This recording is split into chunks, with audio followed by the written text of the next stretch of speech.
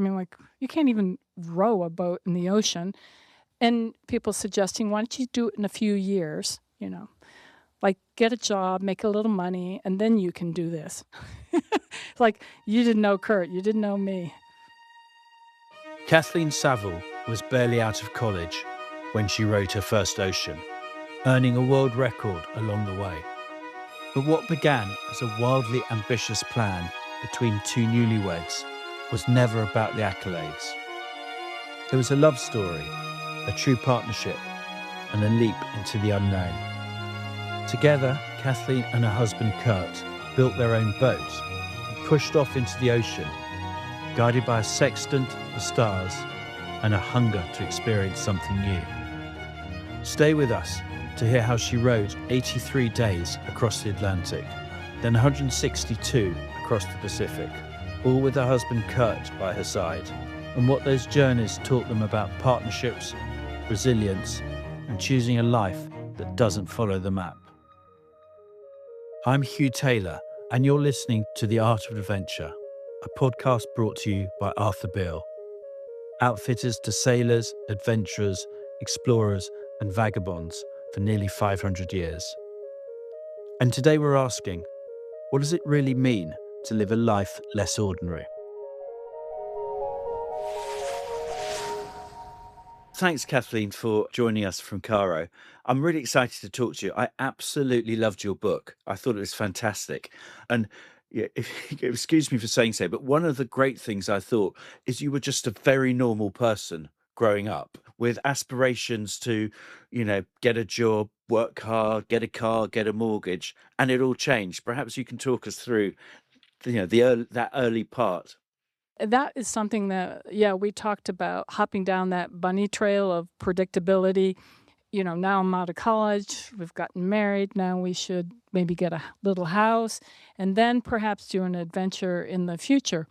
But one thing that Kurt was really good at seeing sometimes was the future in terms of, we have to do it now. What are we waiting for to do it when we're 40 or 50? Let's do it now. And I'm really glad we did it like that, because it was much more fun. Kathleen, when you and Kurt met, I mean, obviously you naturally felt a real affinity for each other, but where did the idea to do the amazing things that you did come from? Who was the driver? Well, I was still in college when we met. Kurt was 10 years older, so he had been in the Peace Corps, and he'd been in Bolivia and El Salvador. They got kicked out of Bolivia, and they went to El Salvador. He also climbed in the Arctic with friends from the Explorers Club. For me, I was like, wow, I'm really admiring this guy. And I knew it touched something in me. I wanted to be that person. And he was restless. And we were living in New York State. He wasn't really into his job. And so I'm thinking, what can we do? What if we do a long distance rowing? A few people have done it, but no one else, like Americans, whatever that's worth these days, have done it. So let's try the rowing across the ocean. And that would be like the big thing. We'll build the boat. We'll decamp from society and be our own little bunch and make it work. Yeah, that's quite a bold idea, isn't it?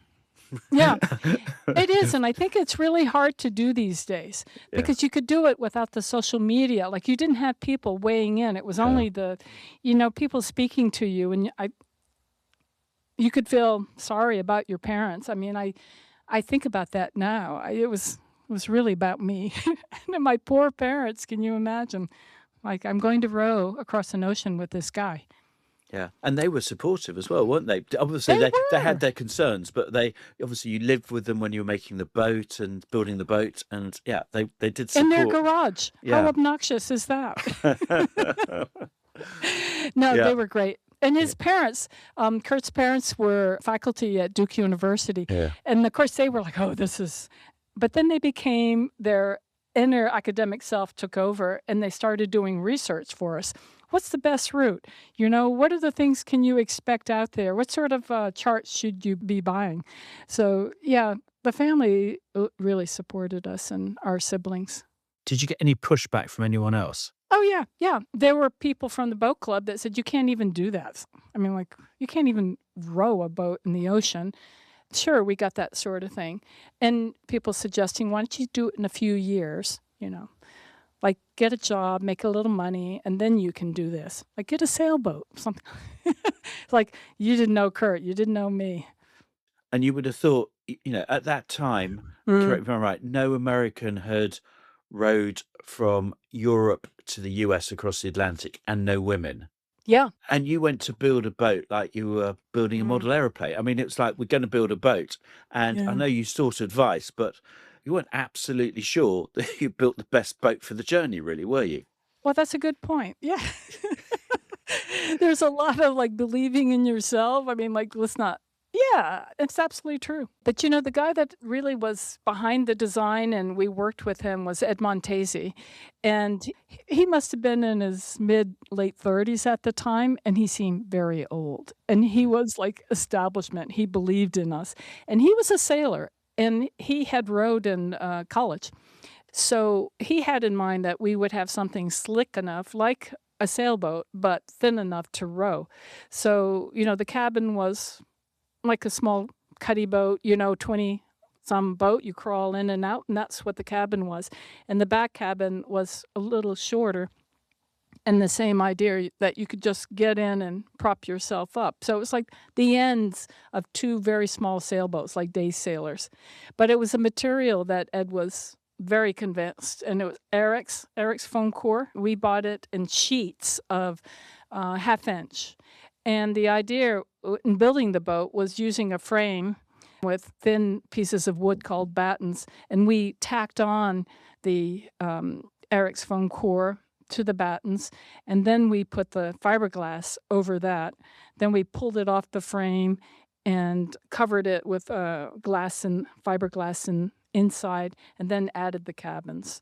So it was a step by step, but we built it in a barn, rented the space for $100 a month. The old Portuguese farmer got the biggest kick out of seeing us come in and do that every day. Fantastic. So you took yourselves and the boat on a boat all the way to Morocco for the start of the adventure. So tell us about setting off and, almost the fact you almost didn't make it off the coast for very long. Yeah, that was scary. Yeah, the reality was I didn't have any offshore experience other than Narragansett Bay as a kid growing up and going out on a few small boats. Kurt hadn't actually done that either. So we were running on a lot of faith that we had it right, and we had quite a team helping us of really good boat club people. It's not just one person that goes out there, but ultimately it is. It was just the two of us. And it was scary as all hell going down that coast. And I got seasick right off, and that went for a few days. And there's a lot of traffic, right? There's a lot of traffic along the Moroccan coast out of Casablanca. And we went north initially, and then it was on my birthday, the 22nd of March, finally, the wind turned around, and we were able to start rowing south. Yeah, because weren't you worried at one stage that having sort of set off, Oh, you were going to yeah. get blown back to the coast of Morocco? That was really scary. Yes. Yeah. Yeah, we put on our cotton sweats. Back in the 80s, you're not wearing Lycra or anything lightweight. We thought that would anchor us and pad us as we hit the rocks and rolled over. Yeah. As someone who hasn't rowed any ocean, I sort of assume that the biggest challenge would be the physical challenge of the actual rowing. But reading your book, that seems to be the least of your problems in terms of the whole journey. Yeah, oftentimes, people can't get past the idea of the rowing not being the hardest thing, but it's not really that. It's many different things. It's where you are in your head, what you're thinking. Believe in yourself, but you also have to stay focused on the goal. And then you have to handle the navigation, and we were not using a GPS at that time, so it was using the sextant, hoping that we had learned that right, the radio, using the Morse code key.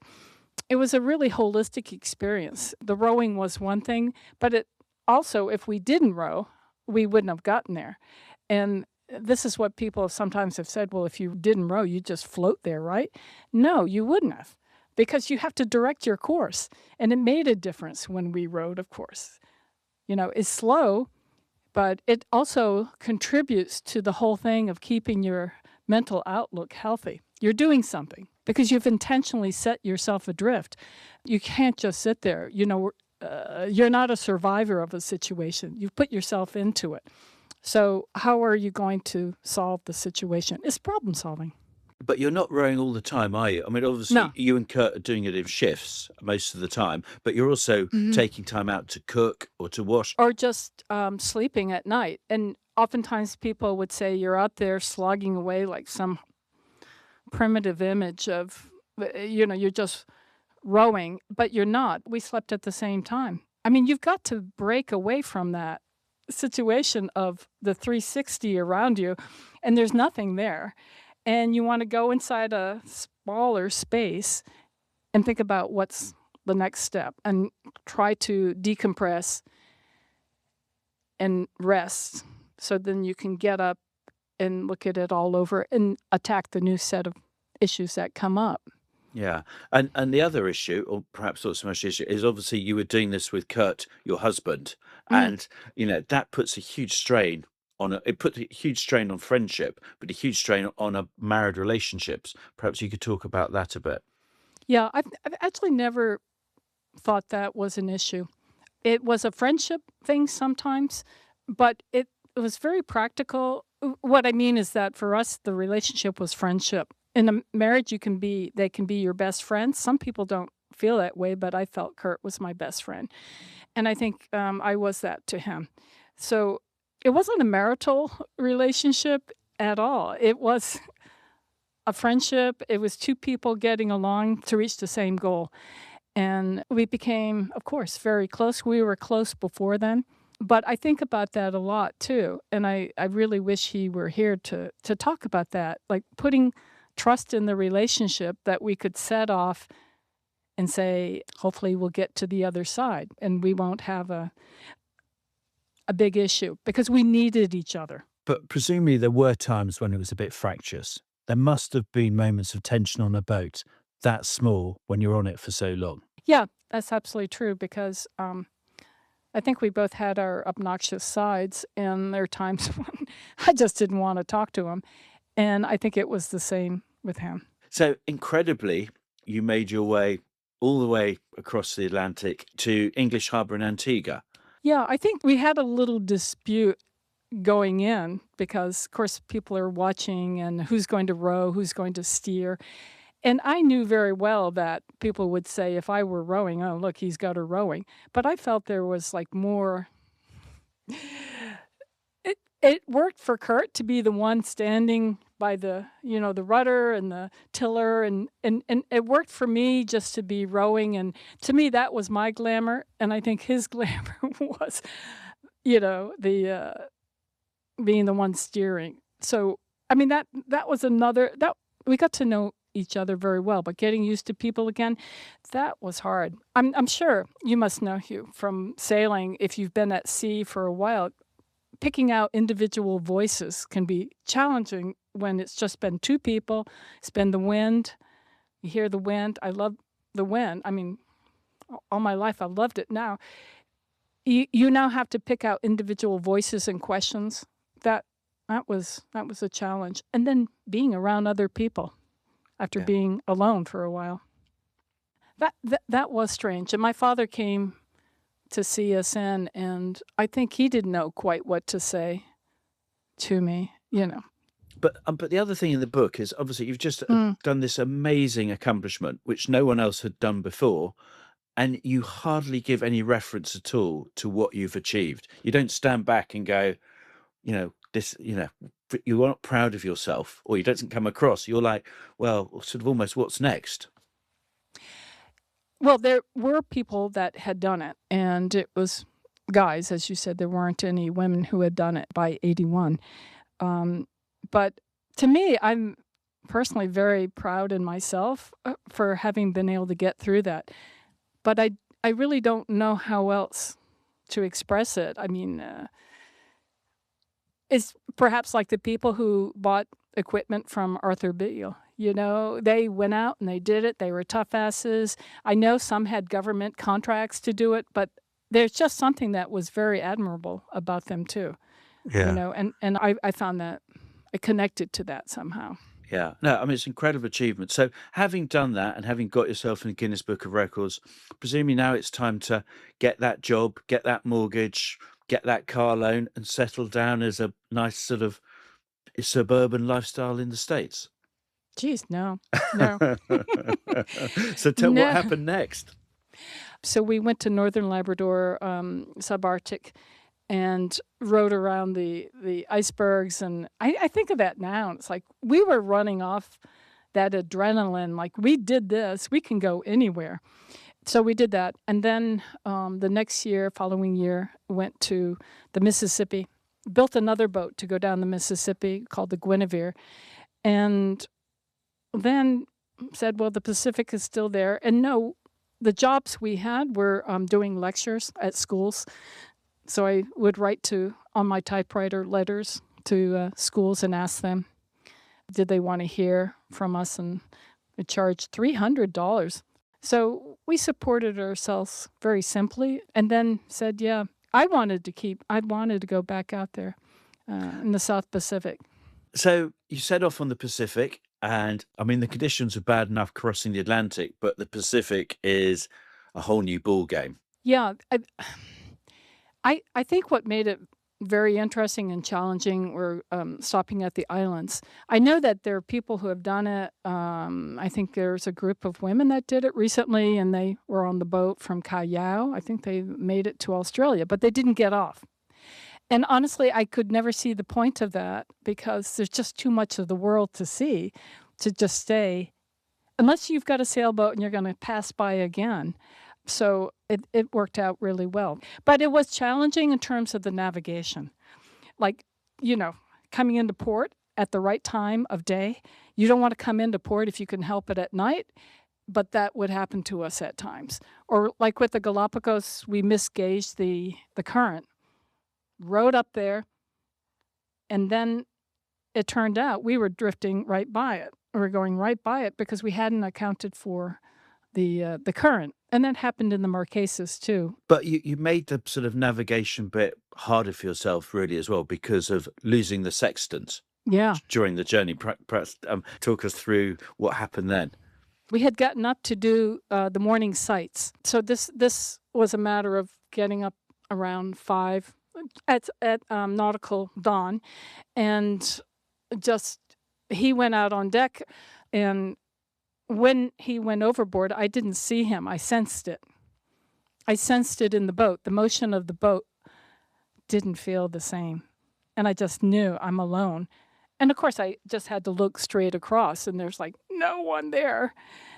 Because, when you've been on a boat for a long time, especially one like that without a full keel like a sailboat, it moves differently. You're by yourself. And I thought, shit, that day he put on the safety harness because we were always kind of cavalier. People would think you're saying, well, I could die. No, I never really thought I could die out here. So we rarely put on the safety harness. But I ran out there, yeah, and he was dangling off the end. He was saying sharks. I mean, I was pulling him and he was dragged. He had the heavy cotton sweats on and he was flailing. Like I said, he was pretty sure he was going to be eaten by a shark. Yeah, that took a while. I pulled him back on board. I dragged him over the oars. I mean, that sounded pretty worrying anyway. But did you also realize the sextant was missing? I was looking for the sextant when I ran out of the cabin, when I realized, damn, he's not here. Because I was thinking myself, like, what am I going to do if he's not out there? I need something to navigate with. And I looked for it. It wasn't there. And of course, I was going to rescue him. But, these are the things that go through your mind in these situations. Because we are really over 1,000 miles from the Galapagos. And I really didn't know how to navigate. Kurt was doing it at the time. And yeah, I could easily have gone nuts by myself. So companionship, that's part of keeping your sanity too in isolation. And again, with the heavy cotton sweats, I had to drag him over the spare oar blades He was kind of out of it and said, "Where's the sextant?" I said, "I don't know. What happened to it?"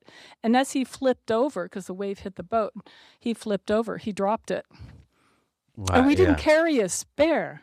What do you do in that situation? I mean, what I did was start thinking, how can we get some help? And we thought of people we had met at a boat show. So we got on the radio through the maritime nets. There was one in the UK we were checking in with regularly. And they managed to track down a man named Marvin Kramer. And Marvin, an American, had sailed around the world at least once without a sextant. He did it all with the stars. And we had met him in Delaware the year before, after the Atlantic. So Kurt fell overboard on the Pacific. And so Marvin talked us through, find the star that's going to transit over the place where you're heading for, which is Hiva Oa, at the time that you think that you're going to be there, and you head for that. And so we were rowing to this unseen dot in the Pacific, and then slowly making our way south as though this was all normal. But what else can you do? I mean, you could only believe. And honestly, I'm not religious, so I'm not going to bring that up. Some people might have thought this is where you find something, but no, it's all you, because who's out there rowing? And that in itself was a tremendous feat of navigation. I mean, I that's think so. incredibly difficult to do. Yep. No, that one I will own, and just say I think it's the biggest moment in the whole trip. And I don't think people really appreciate that, Yeah. because we thought when we missed it, the island at the end, that we were actually headed for the Tuamotus, and that's it. We had screwed up, and this was not fun anymore. And that's really hard when you go on these expeditions and you're full of all this, like, I can do it, and you realize you might have screwed up. That's really, really, really scary. But then also pregnancy occurred during the voyage. So tell us a bit about that. And that, you can't have planned that when you're trying to row across the Pacific. No, but I was at least pretty influenced by the time we spent in Polynesia and Tahiti. We'd come to the Marquesas, put the boat up on land, and went down to Tahiti for the hurricane season. And they just have such a loving way with children that they were everyone's children. This sort of thing, which is so different in America. As your child, it's your responsibility. It was the collective, that I found so attractive. So yeah, going from the Marquesas to Samoa, I did get pregnant, and there wasn't going to be a question of quitting. But of course, what happened by the time we left Samoa, Kurt, I had been bummed out in the first part of the trip. I found this is really hard to stay out on this boat. He had changed his attitude when we left Samoa. He was depressed. He didn't want to keep going. And that we had to work our way through that. And that had its own story of how do you end a trip, and not look like you're giving up. Yeah. Yeah. And it was tough on your relationship as well, that part of it, wasn't it? Yeah, yeah. And I don't think I wrote about it in the book, but we talked about this idea of how are we going to handle this? How can we quit? We're rowing north of the Fijis. There's hundreds of islands. Can we just show up on an island and say there's a problem? Or do we row into port and say, I quit? And then what we carried on the boat was a small pistol, like a lot of sailboats. They all have something.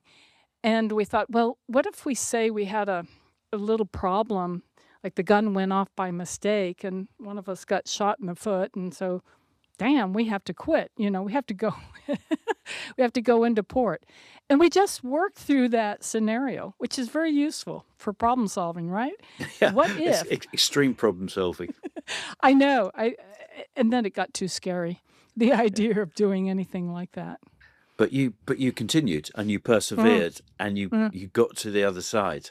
And what was the welcome like when you got there? It was kind of funny. The Australians thought, I don't know if you've really done that because you're Americans and there's no helicopter flying overboard. There's no massive publicity. This is not American. We would have known if you had really done that. And we were like, well, no, this is who we are. We just rode into port, having made landed at the wrong beach ahead of time.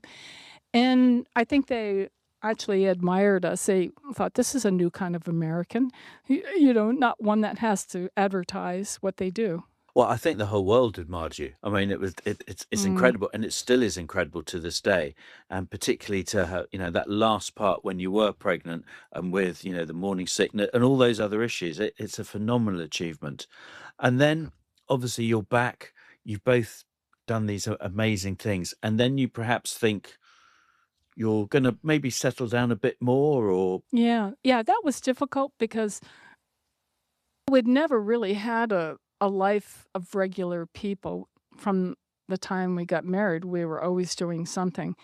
And that's where Kurt's heart was. I wanted to keep going in terms of sailing. I wanted to sail. I mean, this is dangerous, obviously.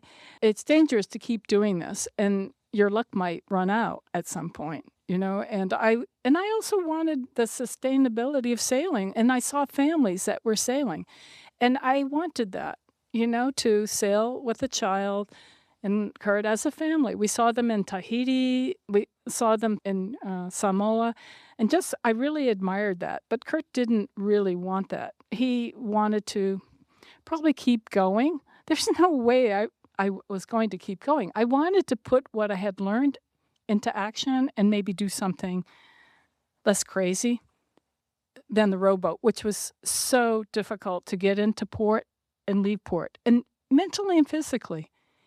so Kurt obviously decides to go and do something on his own at some stage. Yeah, we did a few things after that. We went down the Baja California coast, did a few boat shows, and then drove from Kansas City to LA, put the boat in the water at San Pedro, big sailing capital. And we had actually had this idea that, and it was really Kurt pushing it, we would row around South America, the North American continent, go through Panama. And we would do that with Chris, with our child, and this would be so cool. I'm like, no. And that was like the beginning of some issues because, again, so we didn't get the sailboat that I thought we were going to get, and we tried to work with the rowboat, and Kurt wanted to go on with solar panels, and maybe we could solar motor across the Atlantic, but not sail in the same boat. So that was like a little fission there because, again, I wanted to be able to go further and do it in a much safer way, not just because we had Chris, but sustainable way. We could go out and do it again and not be scared of what could happen with the weather and things like that.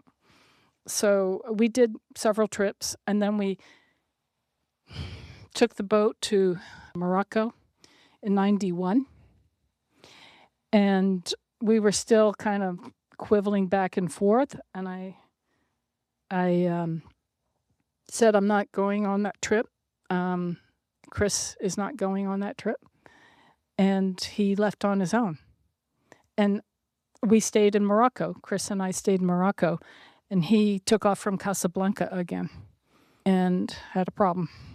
Ran into a huge storm on the rowboat with the solar motors. He ran into a huge problem with the wind coming down between the Canaries, and he was blown south into the Spanish Sahara. What was the Spanish Sahara? And he's self-rescued. Chris and I were up in Casablanca. He managed to come back up to Casablanca, left the boat, but the Moroccans were supposed to ship the boat up to Agadir. And we got scared for our safety there, and we left. Right. And we took the ferry over to Algeciras, went north to England, got a flight home. So we were without a boat, and that was like the first. It was huge, a change of identity, because we had always been known as the boat people with our friends. And the boat was just still left there. Yeah, and that's when I began to move on with my life and went back to school. Yeah. Got a master's in teaching English as a foreign language, and then got the job in Pakistan, in Kuwait, and I've been in Egypt since '97. Kurt came. He wasn't entirely happy the desert's beautiful, but he was still seeking. He was still seeking something, and that's how he ended up in the desert, getting lost, hiking between two monasteries. And I got a rescue for him. Deja vu, huh? Got a rescue for him, and they took him to Hurghada, the wrong place, and then put him in an ambulance, and he died on the way back to Cairo.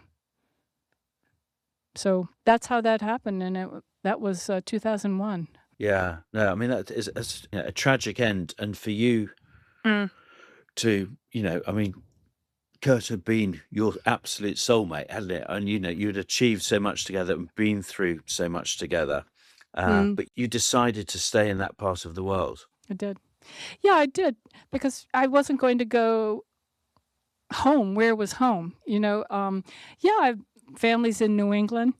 We have a house. I have a home in Vermont on the Canadian border. Still have it. We built it with the meager proceeds from the Pacific Row, so the house is still there. But I felt some connection here, and I've been here ever since, done a lot of traveling. Chris has felt a very strong connection here. And I mean, people were really empathetic, and it's more of the collective life, like I talked about with Polynesia, society watching out for each other. I felt back in the States it would have been, well, this is your issue. You're a single mom, you take care of it.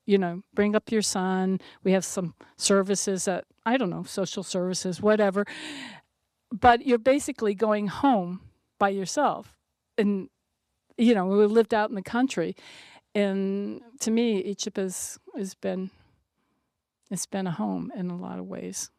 If you look back on your life and the achievements that you've done and the decisions that you've made, if there was listening, a 20-something couple thinking about jobs versus adventure, or would you have some words of advice for them? It's it's a different generation, which sounds like an old thing to say, but I teach, and I see students are very different in what they're majoring in. We were majoring in natural resources. We're going to work out in nature somehow. I was going in art history, and Kurt was music. But now the students are into business. They're going to make a living somehow. And we were like, let's just see what happens. I mean, certainly I've told my students over the years about it. And it's like I said, I went to the planet Mars. But there's always one or two students who'll say, wow, they just imagined this freedom to choose what you want to do. And what would I say? I don't know. But you say students are different today. I mean, if you go back when you and Kurt made that decision, I'm sure not many of your peers were making decisions like that. So it's still, Yeah. it was still an incredible decision to make and an incredible thing to do, even back then. So, fast forward today, there's no reason why, not everyone has to do business and go and get that job or, Yeah. live that suburban life. Yeah, you're absolutely right, Hugh, because I think that's why I share my stories with the students, because I want to poke at that idea of I must get a job, please my parents, let them know that I'm using my education well. I like the idea of having them look at being in the world in a different way, and problem solving. It's a lot about problem solving, and it's just not something that you can train yourself to do it if you've got it in your heart somehow, because that's what you're doing, is solving problems all the time. And I think it's just one of the beauties of going out there. Sailing is the same thing, you're making decisions. But it's not just problem solving. I mean, I think one of the things that you and Kurt had is the resilience, because it's not, it is problem solving, it is being able to do the physical bit, but the real battle is with yourselves and with the ocean. Yeah, is it a battle with the ocean? It's getting along. Yeah. I know that some of the explorers, the old time ones, they're going to conquer the Antarctic. They're going to conquer the Arctic Ocean. Nansen floating closer to I was just watching a special on that. Nansen getting to the North Pole by floating Yeah. closer. I'm going to conquer this. My attitude was not quite like that. Kurt might have thought he was conquering, but I saw it as getting along with it as best I Right. could. And understanding it, presumably, as well. Exactly. And appreciating those moments of beauty, even in the ones when you're terrified. Yeah, You I'm know. sure. Kathy, thank you so much for talking to us and sharing welcome. your story. And also, the last bit about Kurt, I know it's still a difficult subject to talk about. So, I appreciate you telling us that. And I mean, I think the legacy that both of you have brought, not just to the world of rowing, but to the world of exploration and discovery, really is incredible. And I mean, and not to plug your book, but it's a great book because there's no ego in Thank there. you. There is, you tell it as it is and how you see it. And actually the references to your logs in there, both yours and Kurt's logs in there, make you really understand what you went through. You're very kind. And maybe that's how it worked for us. We weren't ego-driven each other because you couldn't be. Well, we understood. You got to get Yeah. along, right, in order to survive. But we were both driven by a lot of curiosity about the world and knowing we were doing something so unique. Nobody would know what it's like, but very few people in the world would know what it's like to do that, take that kind of journey. But not only that, but what you have achieved, to some people, they would generate an ego. And you both remain very humble, considered, and inquisitive and curious people, throughout your lives. Yeah. Well, maybe that's why I feel badly about Kurt, in that we can't talk about those things. Can you imagine? I mean, talking with your buddies about old trips. That's what you do on expeditions. When I talk about my buddies, we're talking about 1 or 2 week trips. You're talking about months and months, really facing the elements and everything else that involves. So yeah, it must be tough. It's okay. Chris and I talk about it. My son and I talk about it. We live with the memory every day. So. Yeah, I'm sure. And is Chris with you in Egypt? He is. Yeah. He is, and he looks like his father a lot. Get Kurt's sister, Lynn, she's a photographer, and I know she sees Kurt in Chris's face. Yeah, it's worked out. It's been a good life. I really appreciate your honesty. Really opening your heart to us. So, yeah, thank you. Thank you. If you'd like to learn more about Kathleen's incredible life, I highly recommend checking out her book, Rowing for My Life. She also kindly shared some images from their travels with us. So go to the Arthur Beale Instagram page or our website if you'd like to get a glimpse into life aboard the Excalibur. This series is brought to you by Arthur Beale. We've been outfitting sailors, adventurers, explorers and vagabonds for over 500 years. Find out more at arthurbeale.co.uk. Next time on The Art of Adventure. Shackleton does what Shackleton does best. He hatches this incredible plan that wouldn't work for anybody else. This show was hosted by me, Hugh Taylor, and produced by M. Wally. Theme music is by Nasson De Silva.